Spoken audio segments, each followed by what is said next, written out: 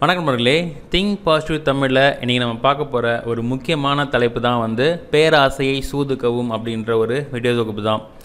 அதாவது ரீசெண்டாக பார்த்திங்கன்னா நியூஸ் பேப்பரில் நிறைய நியூஸ் நான் கேள்விப்படுறேன். அதாவது சூது விளையாடுறது இல்லை ஸ்டாக்கில் இன்வெஸ்ட் பண்ணி அதில் ஹெவி லாஸ் ஆகி நிறைய கடன் ஆகி கடன் சுமை தாங்க முடியாமல் டிப்ரெஷனில் சூசைட் பண்ணிக்கிற மாதிரியான நிறைய விஷயங்கள் நான் ரீசெண்டாக அதிகமாகவே கேட்டுக்கிட்டு இருக்கேன்.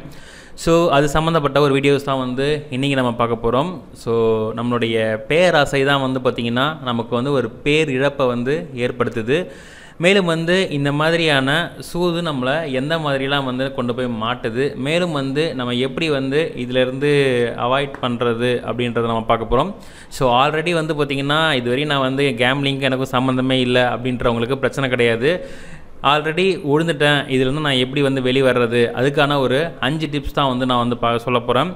முதன்மை பார்த்திங்கன்னா சேசிங் லாஸஸ், அதாவது விட்டதை பிடிக்கிறேன் அப்படின்ற ஒரு பழமொழி தான் நிறைய பேரை மேலும் விட வைக்குது. நிறைய பணத்தை இழந்திருப்பாங்க. இழந்ததுக்கப்புறம் நான் அதை திரும்ப பிடிச்சிரும் அப்படின்னு சொல்லிட்டு திரும்ப கேம்லிங் பண்ணுவாங்க. இதனால் பார்த்திங்கன்னா ஆல்ரெடி போனதும் போயிடுச்சு, இதுக்கப்புறம் வச்சிருக்கிறதும் போயிடும். அதனால் பார்த்திங்கன்னா உங்கள் லாஸஸை நீங்கள் சேஸ் பண்ணுறேன், நான் அதை எடுக்கிறேன் அப்படின்னு சொல்லிட்டு இன்னும் லாஸ் ஆகாதீங்க. இது ஃபஸ்ட்டு பாயிண்ட். ரெண்டாவது பாயிண்ட் பார்த்திங்கன்னா இக்னோரிங் லிமிட்ஸ். அதாவது நீங்கள் விளையாடிட்டு இருக்கீங்கன்னா, இல்லை ஏதாவது ஒரு ஸ்டாக்கோ இல்லை ஏதாவது கேம்ஸோ நீங்கள் விளையாடிட்டு நீங்கள் மணி ஏர்ன் பண்ணுறீங்கன்னா உங்கள் லிமிட்ஸ் என்ன அப்படின்றத நீங்கள் தெரிஞ்சு வச்சுக்க வேண்டியது மிக முக்கியம். உதாரணத்துக்கு இப்போ நீங்கள் ஒரு 100 ரூபா போட்டு 500 ரூபா எடுக்கிறீங்கன்னு வச்சுக்கோங்களேன். கண்டிப்பாக நெக்ஸ்ட் டைம் நீங்கள் 500 ரூபா போட்டு 1000 ரூபா எடுக்க பார்ப்பீங்க. இங்கே நம்ம புரிஞ்சிக்க வேண்டிய ஒரு விஷயம் என்னென்னு பார்த்தீங்கன்னா, இங்கே நிறைய பிஸ்னஸ் எல்லாமே ப்ராஃபிட்டபிளாக தான் இயங்கிட்டு இருக்கு. யாரும் உங்களுக்கு தூக்கி கொடுக்க போகிறது கிடையாது, சரிங்களா? அப்போ நல்லா யோசிங்க, நம்ம இது விளையாடலாமா விளையாடக்கூடாதா? இது மூலமாக நம்ம எந்தெந்த அளவுக்கு நம்ம பாதிக்கப்படுவோம். மேலும் நம்மளோட லிமிட் என்னென்னு தெரிஞ்சுக்கிட்டு விளையாடுங்க. ஏன்னா நிறைய பேர் பார்த்திங்கன்னா ஃபஸ்ட்டு 100 200 தான் விளையாடுவாங்க, அதுக்கப்புறம் 1000ல் விளையாடுவாங்க, அதுக்கப்புறம் லட்சக்கணக்கில் அப்படின்னு சொல்லிட்டு மொத்தமாக லாஸ் ஆவாங்க. இங்கே ஃபுல் அண்ட் ஃபுல் ஆப்ஸு எல்லாமே கண்ட்ரோல் பண்ணிக்கிட்டு இருக்க இந்த டைமில் பார்த்திங்கன்னா நீங்கள் பெருசாக இழக்கிறதுக்கு நிறையா வாய்ப்புகள் இருக்குது. அதனால் பார்த்திங்கன்னா உங்களுடைய லிமிட் என்னன்றதை தெரிஞ்சுக்கிடுங்க. உதாரணத்துக்கு உங்கள் கையில் 1000 ரூபா இருக்குன்னா நீங்கள் என்ன பண்ணுங்கள், ஸ்டார்டிங்கில் ஒரு 10 ரூபாய்க்கு விளையாடுங்க, போதும், அவ்வளோதான். அதுக்கு மேலே இதுதான் லிமிட்டு, இதுக்கப்புறம் நம்ம விட்டதை பிடிக்கிறேன்னு சொல்லி இறங்கி ஏமாறாதீங்க. உங்களோட லிமிட் என்னன்றதை தெரிஞ்சுக்கிட்டு விளையாடுறது ரொம்ப நல்லது. மூணாவது, ஓவர் எஸ்டிமேட்டட் எபிலிட்டிஸ். நம்மளை நாமளே என்ன நினச்சிப்போம், நம்ம தான் பெரிய கிங்கு, நம்மளை அடிச்சுக்க யாருமே இல்லை அப்படின்னு சொல்லிட்டு நம்ம திறமை மேலே நாமளே அதிகமான ஒரு எஸ்டிமேஷனை வச்சு நம்ம என்ன பண்ணுவோம், ஓவர் கான்ஃபிடென்ஸில் நம்ம கடைசியாக எல்லாத்தையும் இழந்துட்டுருப்போம். இந்த மாதிரி ஓவர் எஸ்டிமேஷன்லாம் வைக்காதீங்க. ஏன்னா ஒரு கேம்லிங் அப்படின்னும் போது அதில் என்ன சொல்கிறது, நல்லதும் இருக்கும் கெட்டதும் இருக்கும். நல்லதை விட கெட்டது தான் ரொம்ப அதிகமாக இருக்கும். உதாரணத்துக்கு இந்த சூது சம்மந்தப்பட்ட விஷயத்தை நம்ம அந்த காலத்திலே பார்த்திங்கன்னா மகாபாரதத்தில் சொல்லியிருக்காங்க. சூது அப்படின்றது எந்த அளவுக்கு ஒரு டேஞ்சரஸானது, தர்மரையே பார்த்திங்கன்னா தலைகுனியை வச்ச ஒரு விஷயம் என்னென்னு பார்த்திங்கன்னா இந்த சூது தான். அப்போ ஏற்பட்ட ஒரு சூதில் நம்ம ரொம்ப ரொம்ப ரொம்ப நம்ம கேர்ஃபுல்லாக இருக்க வேண்டியது மிக முக்கியமான விஷயம். பார்த்திங்கன்னா உங்களுடைய நம்பிக்கையை எல்லாத்தையும் கண்ட்ரோலில் வைங்க. ரொம்ப ஓவர் எஸ்டிமேட் பண்ணி இழந்து மாட்டிக்கிட்டு முடிக்காதீங்க. நாலாவது, டிஸ்ரிகார்டிங் கான்சிக்வன்சஸ். நம்மளுடைய பேராசை தான் பார்த்திங்கன்னா நம்மளுடைய கண்ணை மறைச்சிடுதுங்க. அப்போ பார்த்திங்கன்னா நம்ம பேராசைப்படாமல் ஆசை மட்டும் பட்டிங்கன்னா இங்கே பிரச்சனை கிடையாது. பேராசை படுறது தான் பார்த்திங்கன்னா பெரு நஷ்டம் அடைகிறதுக்கான மிக முக்கியமான காரணமாக இருக்குது.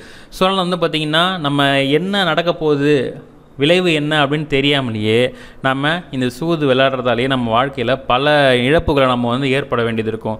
உதாரணத்துக்கு பார்த்திங்கன்னா ஃபேமிலிலையும் இதில் ஏகப்பட்ட பிரச்சனை எல்லாமே நடக்கும். அதனால் பார்த்திங்கன்னா இதோட விளைவு என்ன அப்படின்னு நம்ம தெரிஞ்சுக்கிட்டு அதுக்கப்புறமா நம்ம என்ன பண்ணணும், இதை விளையாடணும். மோஸ்ட்டாக பார்த்திங்கன்னா பெரிய இழப்பு தான் இருக்குது. அதனால் இதை விளையாடாமல் இருக்கிறது ஒரு பெஸ்ட் ஆப்ஷன் தான். அஞ்சாவது பார்த்திங்கன்னா ஸ்ட்ரைனிங் ரிலேஷன்ஷிப்.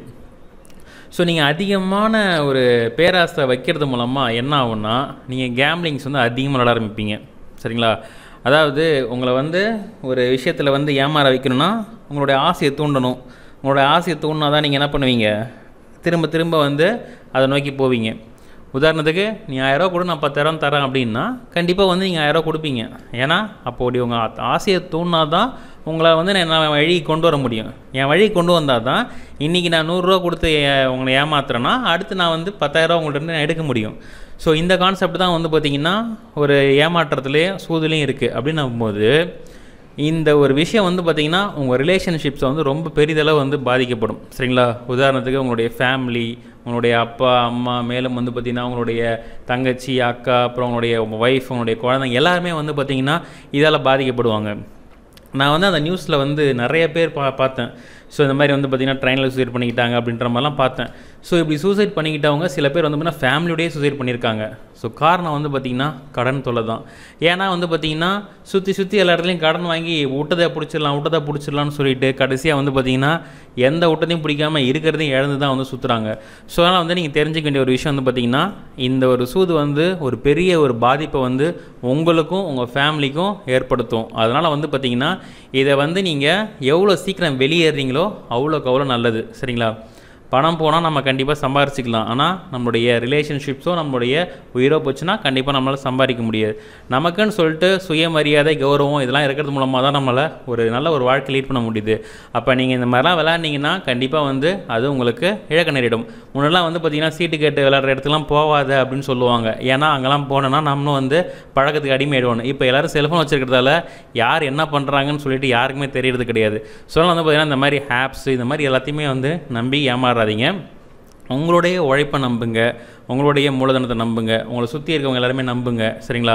உங்களுக்கு நல்லது செய்ய நினைக்கிற எல்லாருமே இருப்பாங்க பார்த்தீங்களா, அவங்க பேச்சு கேளுங்க. இந்த மாதிரி கெட்ட விஷயங்களை உங்களை வழிநடத்தி கொண்டு போகிறாங்கன்னா அதிலிருந்து வெளியே வந்துடுங்க. கண்டிப்பாக வந்து உங்களோட ஒரு பெட்டர் லைஃப் லீட் பண்ண முடியும். ஸோ ஆல்ரெடி விளையாடிட்டு இருக்கனாலும் நீங்கள் இதிலேருந்து வெளியே வர்றதுக்கான நாள் இன்றைய நாள் நினச்சிக்கிட்டு வெளியே வாங்க. வெளியே வந்து ஆல்ரெடி இருக்கிற பிரச்சனைலாம் சால்வ் பண்ணிட்டு இன்னும் நிறைய விஷயம் சம்பாரித்து உங்களுடைய வாழ்க்கையில் சிறந்த வழியை உருவாக்குங்கன்னு சொல்லிட்டு இந்த வீடியோவை நான் கமெண்ட் பண்ணுறேன். இந்த வீடியோ பார்த்த மிக்க நன்றி. அடுத்த வீடியோ மீண்டும் ஒரு புது சந்திப்போம். மேலும் உங்களுக்கு ஏதாவது டவுட்ஸ் இல்லை ஏதாவது குவரிஸ் இருந்துச்சுன்னா கீழே கமெண்ட் பாக்ஸில் பின் பண்ணுங்கள். நெக்ஸ்ட் வீடியோ மீண்டும் ஒரு புது சந்திப்போம். நன்றி. வாழ்க வளமுடன்.